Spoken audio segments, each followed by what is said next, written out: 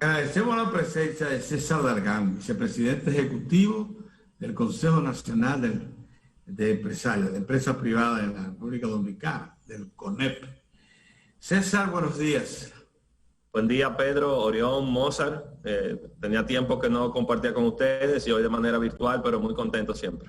Bien, muy bien. César, nosotros teníamos un tema que quizás sea prudente que lo tratemos contigo.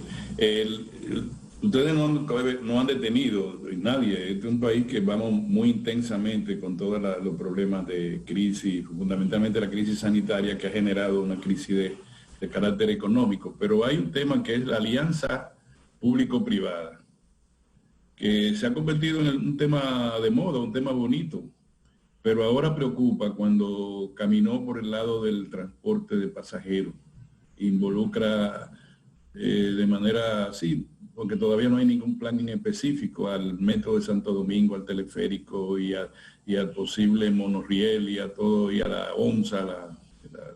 Entonces uno pregunta, aquí hay una preocupación ya, que eso es bueno para el país. Tú ves bien que se produzca que ese sistema se involucre con un servicio de orden constitucional como es el transporte de pasajeros.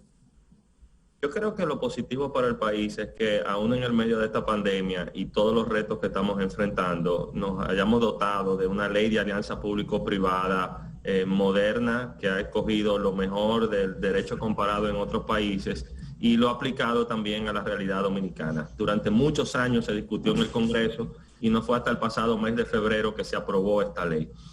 Fue fruto del consenso de diferentes fuerzas políticas. Y creo que también una señal positiva fue que, si bien es cierto que fue aprobado por el Congreso anterior, promulgado por el presidente anterior, ha habido continuidad de las nuevas autoridades y precisamente en la transición se pudo consensuar un reglamento que tan pronto asumió el presidente Abinader, pues ya está en práctica. Esta ley viene a cambiar la normativa, pues se discutía si era suficiente con la ley de compras y contrataciones, pero aquí, en lo que más que nada se promueve una sociedad entre lo público y lo privado, compartiendo riesgos, compartiendo inversiones con seguridad jurídica y condiciones muy claras para hacerlo, y poder entonces actores privados prestar servicios o proveer bienes públicos, es algo positivo. Y más aún en un momento de crisis donde los recursos son limitados y el capital fresco privado puede ayudar a solventar muchas de estas necesidades. Habiendo dicho eso, entonces entramos en otra fase. Ya tenemos una ley, tenemos un reglamento y tenemos esas necesidades. Lo que habría que determinar ahora es cuáles son las prioridades en las que los primeros proyectos de APP podrían implementarse. Digo esto porque habrán dos formas de que esto ocurra. Las de iniciativa pública, que el propio gobierno, sobre la base de su planificación y las prioridades identificadas, estarán presentando y los actores privados podrán participar, o ya sea de iniciativa privada y luego se depure. En esas de iniciativa pública, yo también he estado al tanto de lo que se ha discutido, de que si los primeros proyectos serían en el sector transporte o cómo funcionaría. Yo creo que debemos esperar cierta claridad por parte de las autoridades, porque he visto muchas señales de diferentes proyectos que se podrían someter al esquema de APP. He visto obras de infraestructura, como el anuncio que se ha hecho de la carretera del Ámbar de Santiago a Puerto Plata. También he visto el puerto de Manzanillo, he visto otras obras de infraestructura en el sur del país, pero entonces este comentario también del sector transporte, lo que habría es que esperar. La diferencia de esta ley es que trae consigo un mecanismo de transparencia, de concurso, de competencia y seguridad jurídica, y esperemos que sea algo en beneficio de todos. Sí, porque los proyectos de asociación público-privada eran contratos especiales que se regían, y entonces ahí se podía colar cualquier banco, ¿no? Como ese que se coló con la autopista de Samaná, que nos ha puesto a pagar como 3 veces ya el valor original de la autopista, y falta por pagar. Oiga usted. Ahora bien, yo sí quisiera precisar un asunto, don Orión, con respecto a esto del transporte y el deseo del sector, de que el sector privado contribuya. Desde que se habló de la ONSA y de organizar el transporte por buses, acuérdense que hay empresas que forman parte del transporte público por buses, privadas. Ya lo mencionaste, Moza, el señor Marte, con su estructura, y el señor, se llama el Balú. Juan Ubiere, con su estructura. Además de otros. Siempre se ha dicho que pueden participar como empresas. En la ley de tránsito, transporte y vialidad deja abierta la posibilidad de que el sector privado participe, justo con la ONSA. La ONSA dando su servicio, al sector privado por su lado y con sus derechos adquiridos. Se ha hablado, y vi al señor ahora, el director de la SAPP del gobierno, el señor Freud, decir que él desearía ver al sector privado interesarse en la construcción de la solución esta, metro, tren de carga y pasajeros, Jaina, Santiago, hasta el fondo, hasta Manzanillo, hasta la línea, que es interesantísimo. Es un proyecto de envergadura, porque incluso está proyectado a que haga contacto con una estación de metro en Los Alcarrizos, una estación central, y sea esa, por cierto, una conexión con el tren de carga pasajeros. Pero ese tren siempre se ha pensado que sea el sector privado que lo haga. Si no lo hace, entonces el sector público ha dicho que lo hará, porque está pintado a la pared todo lo que resuelve ese tren de carga y pasajeros hasta los puertos Jaina Oriental y Jaina Occidental, desde el Cibao hasta el fondo. Y hay muchas otras obras. Ya se ha dicho que la autopista Ámbar interesa al gobierno que lo haga. El propio gobierno lo dijo, que se incorpore al proyecto de la Asociación Público-Privada. Pero, como usted dice, falta información. Es una institución apenas recién creada, falta mucha información. Dalgan, ¿cómo ve usted la situación económica del país en este momento? ¿Cree usted que se está recuperando? ¿Hay posibilidades de que activemos una parte de nuestra infraestructura productiva y de servicio en medio de esta pandemia, de aquí a que entremos ya a la solución del problema? La situación económica es un tema que nosotros no podemos ver con pañitos tibios. Definitivamente un país que venía con un desempeño económico óptimo, con un crecimiento sostenido durante años, con estabilidad, se detuvo. En el mes de marzo, fruto de una pandemia que no solamente afecta a la República Dominicana, sino que afecta a todo el mundo. Encontramos el primer caso aquí en el mes de marzo y desde entonces ya sabemos el desenlace.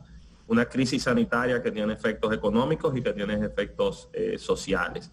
Ese shock en nuestra economía que se detuvo de golpe, sus efectos permanecerán en el tiempo, sobre todo porque la capacidad de respuesta de los diferentes sectores variará en función de su propia condición. Nosotros veremos sectores de muy lenta recuperación como el sector turismo, un sector motor de nuestra economía que de hecho ya desde el año 2019 venía arrastrando una serie de temas a causa de una negativa campaña internacional en contra del país y que justamente cuando empezaba su recuperación pues entramos en la crisis del COVID.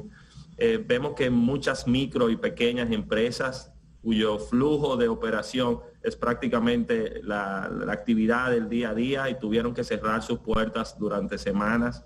Su recuperación es lenta y muchas veces dolorosa también en función de las consecuencias que trae consigo. Pero también hemos visto otros sectores, algunos que no detuvieron a lo largo de la crisis. Demostramos, por ejemplo, que la producción nacional tiene capacidad de abastecer el mercado nacional. Nosotros hemos visto que mientras los muelles, los puertos, los aeropuertos estaban cerrados, la producción nacional, aquí no hubo desabastecimiento. Y prácticamente fue nuestra producción agrícola, nuestra producción industrial, nuestros servicios que estuvieron acorde a esa demanda. Entonces, el sector industrial, por ejemplo, redujo la operación por los temas de distanciamiento, pero mantuvo la operación y se recuperó. El sector comercio, el sector servicios.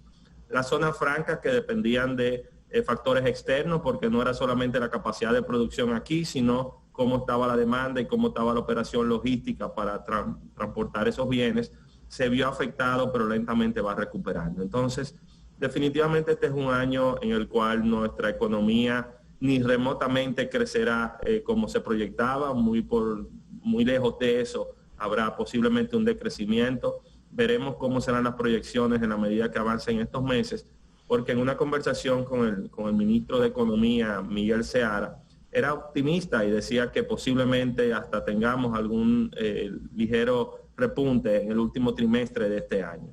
En general, lo que estamos viendo es una reactivación gradual con algunos sectores más sensitivos de lenta recuperación y otros que ya poco a poco van retomando el ritmo. Con respecto a la economía de los Estados Unidos, César, ¿no hay ahí un poquito de luz para la economía dominicana si la economía de los Estados Unidos, como ha dado algún viso de recuperación, especialmente en el ámbito de los recursos, en el ámbito bursátil, pero es el mercado esencial para nosotros? No podríamos enfilarnos por ese lado y agarrarnos de esa locomotora para poder avanzar. De hecho, muchos factores positivos se presentan en el horizonte. Por ejemplo, en el medio de esta crisis, que las proyecciones son de recesión y de caída en el crecimiento de muchos sectores, las remesas a la República Dominicana han crecido. Y las remesas han crecido precisamente como un efecto de los programas de estímulo, donde está la mayor parte de nuestra diáspora en los Estados Unidos. Entonces es un factor muy coyuntural, pero que ha beneficiado a la República Dominicana precisamente en un momento como este. Por otra parte, si la economía de los Estados Unidos va bien, tiene un efecto positivo también en nuestra economía. Es el principal destino en nuestras exportaciones. Si aumenta el consumo en los Estados Unidos, hay mayor demanda de productos dominicanos. Y en adición a eso, toda la reconfiguración geopolítica estratégica que se está dando a causa de los efectos del COVID, pues precisamente está causando que empresas y operaciones que hace años se trasladaron a Asia vuelvan a nuestra región. Lo que en algún momento era el offshoring y se iban lejos para poder suplir en otros mercados y estar en capacidad de reducir costos, ahora es un nearshoring, ahora es traerlo lo más cerca que se pueda del consumidor para poder atender esas demandas. Entonces, hay también oportunidades de inversión. Todo esto dependiendo de la incertidumbre que genera una crisis sanitaria que todavía al día de hoy no controlamos, porque es un virus del cual no tenemos vacuna y cuyos mecanismos de respuesta todavía son limitados.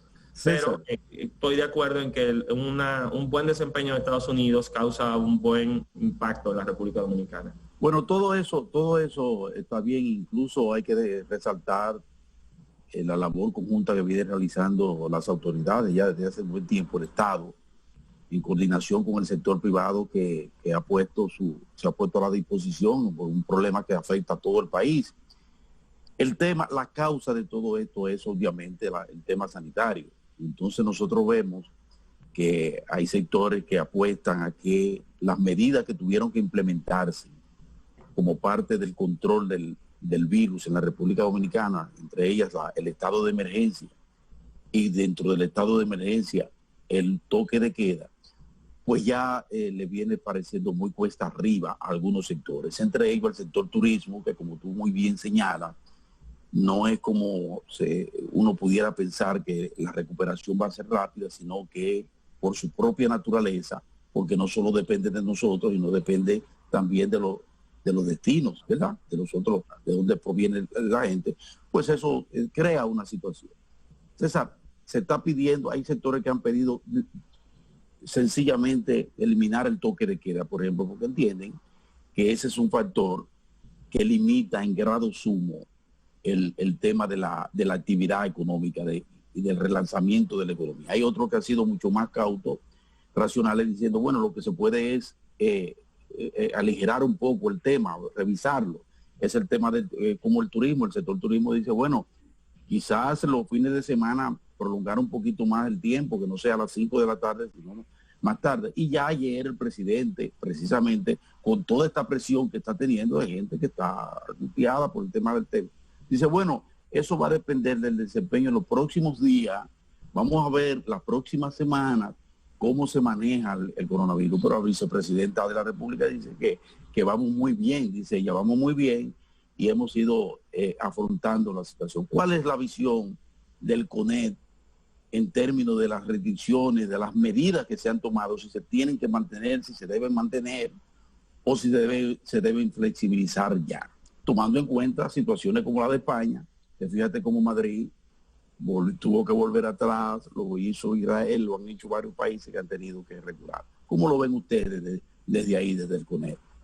Mozart, si algo me da seguridad para conversar con ustedes esta mañana es que las propuestas que hemos venido haciendo desde el CONEP, desde el mes de marzo y anterior, porque ya veíamos que esto era una posibilidad, hemos sido constantes y coherentes, es decir, nuestra posición no ha variado en ningún momento. Y si algo ha afectado en algún momento el manejo de esta crisis es que ha coincidido con procesos electorales y posiblemente la discusión ha girado más hacia intereses políticos que hacia la esencia propia de la crisis hace algunos meses. En ese sentido, nosotros siempre hemos antepuesto la situación sanitaria, inclusive a los muy drásticos efectos económicos y sociales que estamos enfrentando. Hemos dicho aquí la prioridad es controlar la situación sanitaria. Ahora bien, dijimos, controlar la situación sanitaria implica el monitoreo y seguimiento de una serie de indicadores. No solamente cuántos contagiados hay en la República Dominicana, sino cuál es nuestra capacidad hospitalaria, cuál es nuestra capacidad de atención crítica, cuál es el índice de letalidad que nosotros tenemos y cuál es realmente el índice de contagio. Sobre la base de esos indicadores hemos dicho, mira, no es la misma situación en todo el territorio. Podríamos tener un control efectivo de los indicadores y establecer medidas de carácter local. Ahora bien, el toque de queda ha sido una medida necesaria. De hecho, en las 2 semanas que no tuvimos toque de queda, quizás ha sido uno de los momentos de retroceso en esta crisis. No necesariamente porque se generó mayor posibilidad de contagio, sino porque se le perdió el miedo a una realidad que nosotros todavía tenemos enfrente. Y quizás mucha gente entiende que por los meses transcurridos ya lo peor pasó, y no es así.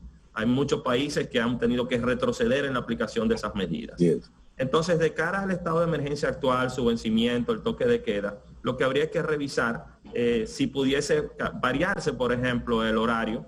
Las 7 de la noche es algo que genera cierto caos al momento de que todo el mundo sale apresurado del trabajo, hay mayor tráfico en la calle, el transporte público también se satura. Podríamos pensar si posiblemente extenderlo un poco más en la noche. Y los fines de semana también qué flexibilidad podría haber. Pero posiblemente eliminar completamente el toque de queda no es todavía el momento, sino una aplicación gradual de esa reducción en función del comportamiento de los indicadores. Lógicamente, eso incluye la visión que ustedes tienen acerca de eventos públicos como teatros, cines, presentaciones artísticas, todo eso, deportivas, que evidentemente no es recomendable todavía, ¿no? Por lo que usted dice que se abra la ventana, la puerta. Para que sí, y realmente no es una visión nuestra. Si algo está científicamente probado es que aumenta la capacidad, la posibilidad de contagio, precisamente la aglomeración de personas. Entonces, si podemos aún mantener distanciamiento, usar mascarillas, limitar el contacto social, pues entonces vamos poco a poco aislando la posibilidad de contagiarse. La información que ustedes tienen acerca de la educación virtual en los centros privados, específicamente en las universidades, es que hayan podido sustentar ese sistema. Nosotros esta crisis que nadie planificó no nos agarró de sorpresa. Lo que vimos fue una mayor o menor capacidad de respuesta en el sector educativo a la misma, y ahí lo veo un conjunto, tanto público como privado. Y con mucho esfuerzo se pudo completar un año irregular, el año escolar anterior, sí. Y la discusión en torno a este año también ha coincidido precisamente con esa transición. Ahí lo que tenemos que ver es que esa proyección que se tiene de que inicien la docencia virtual en las escuelas en el mes de noviembre, qué capacidad tendrán realmente todos de estar en un mismo nivel de cara a esa realidad.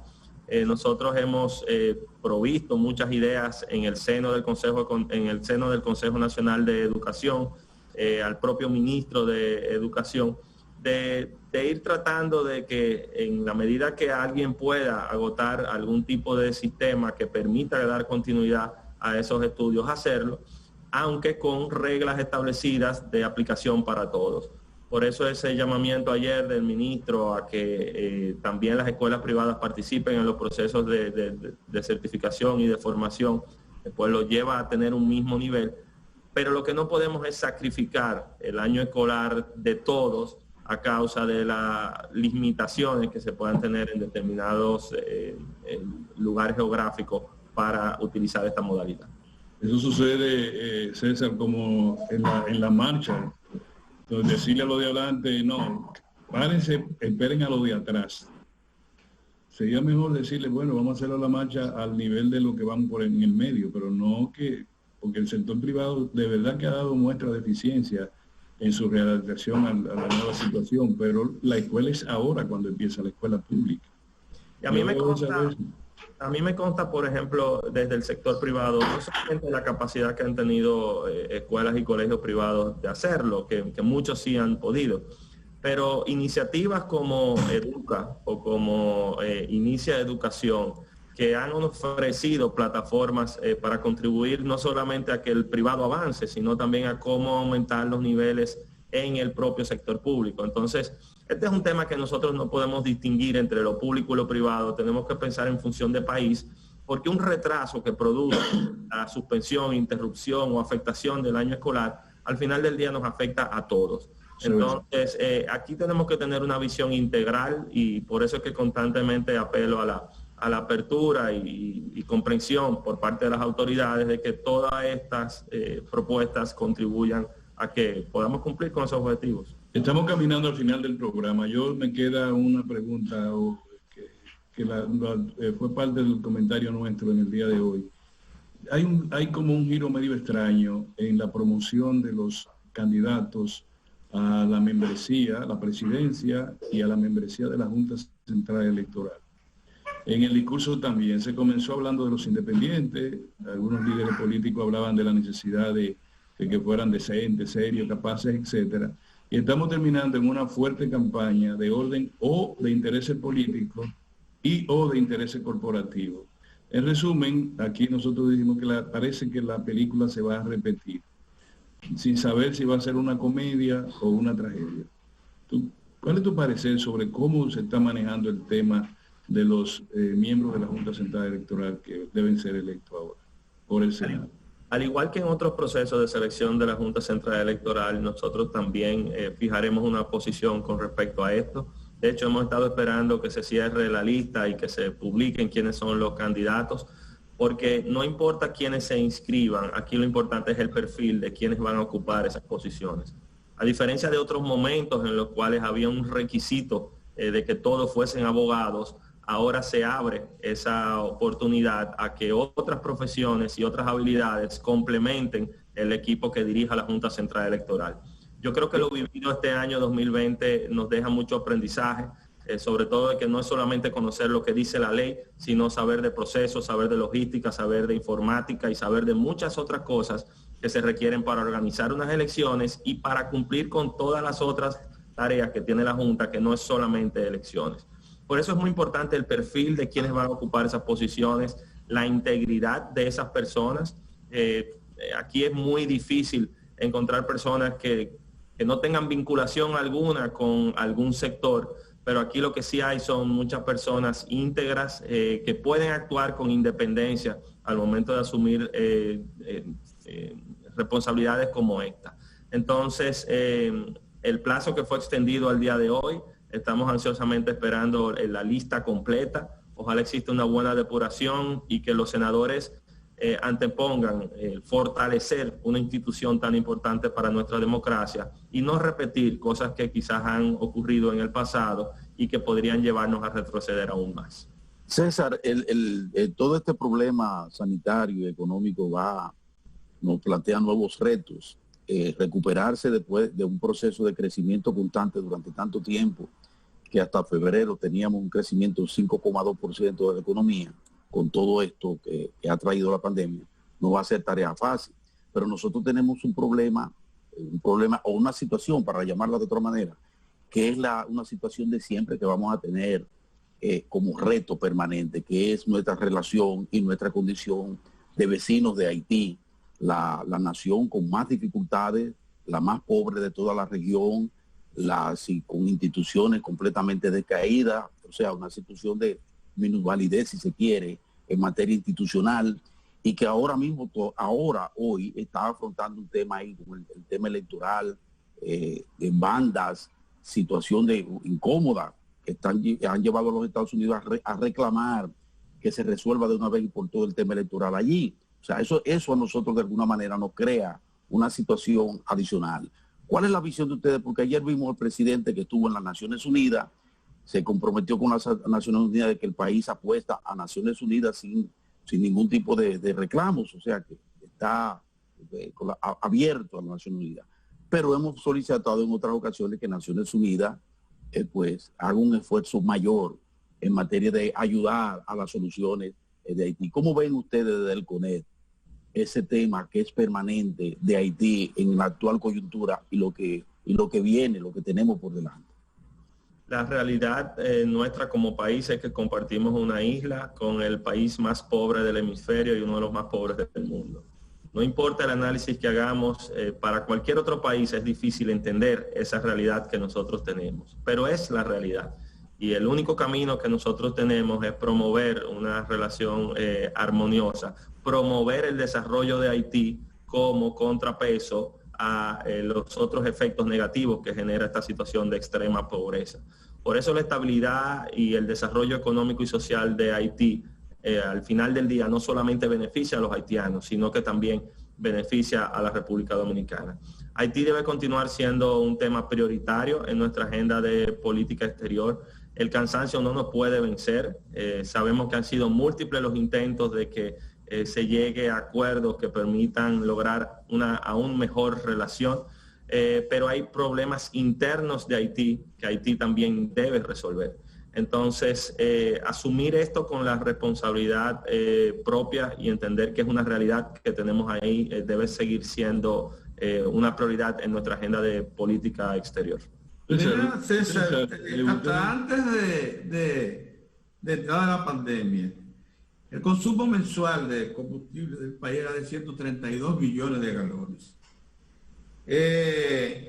Eso bajó en el mes de abril un 63%, que fue el momento en que la pandemia se sintió más. Pero en el mes de julio fue de 113 millones, muy cercano. Y en el mes de agosto de 110 millones. Eso quiere decir que ¿cómo interpretar eso desde el punto de vista de la posibilidad de una pronta reactivación de la economía? Bueno, es que las condiciones están dadas. Cuando nosotros vemos los pilares de nuestra economía, nos damos cuenta que hay una capacidad de resiliencia y de respuesta y que realmente lo que tenemos es que buscar la forma de variar esta situación y mitigar los efectos que se han generado. Hay aspectos que son responsabilidad propia de cada empresa, de cada sector, pero definitivamente hay aspectos que superan esto y necesitan de una participación activa del Estado. Por eso, en la medida en que ahora, en esta etapa de la crisis, podemos explorar diferentes medidas de estímulo económico que permitan recobrar ese camino y apoyar directamente la reactivación económica, debemos hacerlo. En algún momento, iniciando esta crisis, la preocupación, por ejemplo, y válida, de cómo ofrecer algún tipo de seguridad a trabajadores que se veían afectados. Y de manera conjunta se identificó el programa FASE. Ahora bien, quizás a futuro también debemos pensar no solamente cómo ofrecer un subsidio a estos trabajadores, sino también cómo apoyar a las empresas para que generen empleos. El reto ahora mismo es preservar empleos, es generar empleos y eso conlleva una participación de todos. Pero los pilares de la economía están ahí y nosotros debemos realmente apoyar a que esto pueda ocurrir de manera rápida.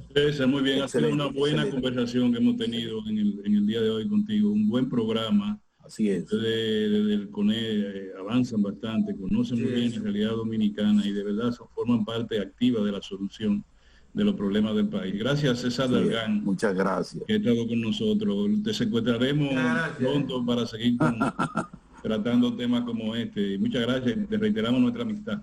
Y aprecio a los tres, de verdad que sí. Muchas gracias. Vamos a seguir entonces, señores. Tenemos otro contenido. Hay más contenido y nosotros volvemos ya mañana, Dios mediante. Bye bye. Mozart está viendo el jueves más cerca de la cuenta.